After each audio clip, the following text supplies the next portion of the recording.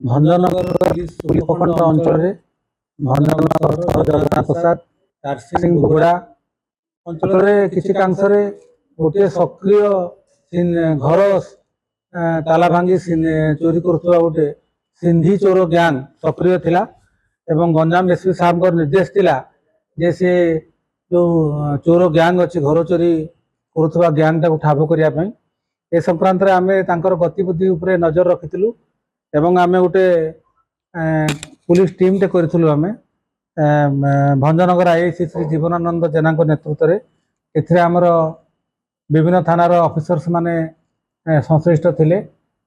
बालीपदर थानार sub inspector Niladri Reddy Bhanjanagar थानार sub inspector Sameer सेठी आमर ज्योत्नामयी साहू सब इन्स्पेक्टर भंजनगर थानार एवं अन्यान्य ऑफिसर बहुत ऑफिसर एवं कॉन्स्टेबल स्टाफ सब इनवॉल्व थिले जगन्नाथ प्रसाद थानार भी थिले बुगुड़ा थानार भी थिले एवं यही जो आमर पुलिस टीम यांकर ऊपर नजर रखिथिले यांकर गतिविधि उपरे एवं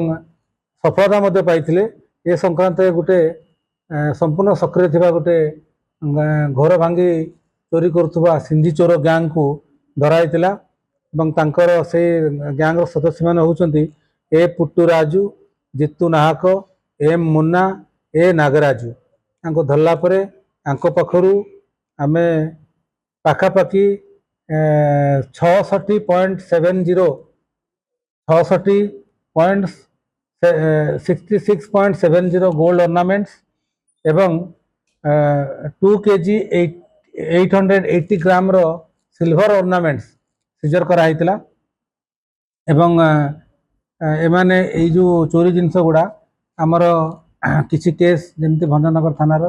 जगन्नाथ प्रसाद थानार बुगुड़ा थानार एवं तारसिंग थानार किसी केस रे एगुड़ा हूँ स्टोलेन प्रॉपर्टी बोली आपातत जना पड़ा एवं यही जिनस पाखु जबत कराई एवं आज कोर्ट चालान करा एवं यही संक्रांत जो मैंने सहयोगी अच्छा आम नजर रखीचु खबर संग्रह करूँ धरबू एवं मु भावुँ आगामी दिन में आमर रिकवरी रो एमाउंट आहरी बढ़ो एबे पाखापाखि आमर 5टी केस रे जो सुना गहना रूपा गहना जप्ती होती 5टी केस रे आमर Bhanjanagar sub division police sub division 5टी केस रे एगुड़ा को आमर टैगिंग होती प्रमाण आधार रे